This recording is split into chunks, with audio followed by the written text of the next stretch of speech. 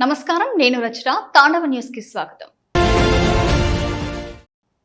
ఎన్నికల హామీల అమలుపై కూటమి ప్రభుత్వాన్ని ప్రశ్నిస్తూ వైఎస్ఆర్ కాంగ్రెస్ పార్టీ చేపట్టిన నిరసనలు కొనసాగుతున్నాయి.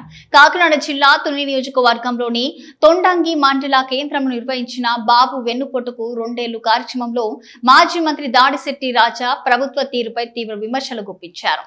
పూర్తి వివరాలు చూద్దాం.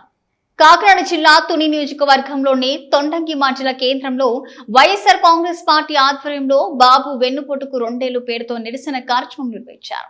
ఈ కార్యక్రమానికి మాజీ మంత్రి వైఎస్ఆర్ కాంగ్రెస్ పార్టీ జిల్లా అధ్యక్షులు దాడిశెట్టి రాజా హాజరై ఎన్నికల ముందు కూటమి ప్రభుత్వం ప్రజలకు ఇచ్చిన సూపర్ 6 హామీల పత్రాలను దహనం చేశారు.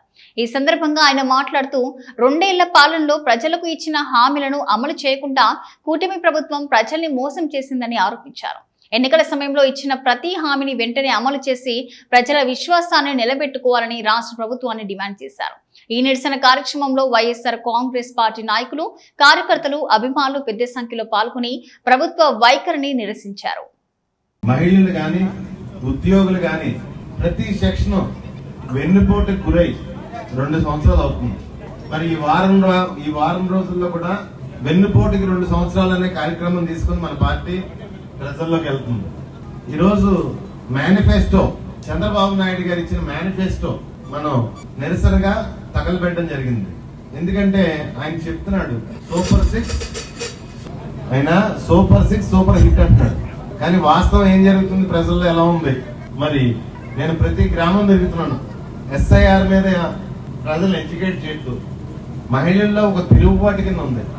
ఎందుకంటే ప్రతి మహిళ సంవత్సరానికి మినిమం 50,000 నుంచి 2 లక్షలు కోల్పోయారు. మరి జగన్ గారు ఆయన 5 సంవత్సరాల పరిపాలనలో 2 సంవత్సరాలు కరోనా ఉన్నా గానీ ఈ రాష్ట్రంలో DBT ద్వారా, నాన్ DBT ద్వారా అయితేనేమి, గృహాలు అయితేనే 2,72,000 కోట్ల రూపాయలు ఈ రాష్ట్ర ప్రజల్లో రొటేషన్ లో ఉండేది. రాష్ట్ర ప్రజల దగ్గర రొటేషన్ లో ఉండేది.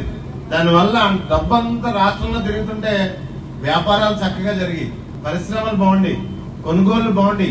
కానీ అవన్నీ కూడా ఈరోజు ఏమైపోయాయి, ఎవరి దగ్గర డబ్బులు లేని పరిస్థితి, చాలా ఇబ్బందులకరమైన పరిస్థితి. ముఖ్యంగా వ్యాపారులు అనుకునేవారు జగన్ గారు పంచిపెడుతున్నారు, ట్యాక్సులు పంచిపెట్టేస్తున్నారు అనేవారు. కానీ జగన్ గారు పంచిన డబ్బు ఒక 5-6 సార్లు రొటేషన్ తిరిగితే గవర్నమెంట్ కి అంతే మొత్తంలో ట్యాక్స్ వెనక్కి వెళ్ళిపోయింది, ఆదాయం వచ్చింది. ఇప్పుడు ఆదాయం లేదు, ప్రజల దగ్గర డబ్బు లేదు, వ్యాపారం లేదు. మరి మన ప్రభుత్వం ఉన్నప్పుడు మరి మీ ఊళ్ళో కొత్తగా హాస్పిటల్ కట్టాం, అప్పుడు ఎలా ఉంది, ఇప్పుడు ఎలా ఉంది? ఎంత విధ్వంసం కింద ఉంది మీ ఊళ్ళో స్కూల్? జగన్ గారు ఉన్నప్పుడు ఎలా ఉంది, ఇప్పుడు ఎలా ఉంది? ఎంత విధ్వంసం కింద ఉంది? మరి RBK గాని, సచివాలయం గాని ఎంత విధ్వంసం కింద ఉన్నాయి? ముఖ్యంగా నేను మాట్లాడేది ఏంటంటే, విషయం ఇస్తానని చెప్పేసి అధికారంలోకి వచ్చిన చంద్రబాబు నాయుడు ఈ రాష్ట్ర ప్రజలందరినీ నట్టేట ముంచేసి తన సొంత ఆదాయ మార్గాలు, సంపద సృష్టి మీద పడ్డాడు. మరి చంద్రబాబు నాయుడు గారు ఒక పక్క సొంత సంపద సృష్టి మీద పడి ఆఖరికి DSC పిల్లలకు ఉద్యోగాలు, మరి నిన్నే చూసాం జగన్ గారి దగ్గరికి వెళ్ళి ఆ పిల్లలు పెట్టుకున్న పరిస్థితి. సెలెక్ట్ అయ్యి లెటర్లు ఇచ్చి అన్ని ఇచ్చి మళ్ళీ మీకు ఉద్యోగాలు రాలేదని చెప్పి మోసం చేసిన పరిస్థితి. దేనివల్ల? అది డబ్బులకి పోస్టులు అమ్మేసుకున్నారు. మనం మాట్లాడితే మరి ఏమంటున్నారు, ఈరోజు మంత్రులు లోపలేస్తారట. దాని గురించి మాట్లాడితే మీరు అన్యాయం చేశారా కదా అని చెప్పేసి మేము ప్రశ్నిస్తుంటే మమ్మల్ని లోపలేయడం. మరి ఈరోజు పరిస్థితులు చూస్తుంటే ఎలాగ ఉన్నాయి? మరి సూపర్ 6 కాకుండా ఇంకో మేనిఫెస్టో ఉంది, షణ్ముఖ వ్యూహం. దాని పేరు షణ్ముఖ వ్యూహం. మరి మీ ఊళ్ళో 50 మంది పిల్లలకి, యువకులకి 15 లక్షలు ఇచ్చేట పాపం. ఏదైనా గుర్తుందా మేనిఫెస్టో గురించి? ఆయనకి చాలా నష్టపోయారు మహిళలు, ముఖ్యంగా చాలా దారుణంగా.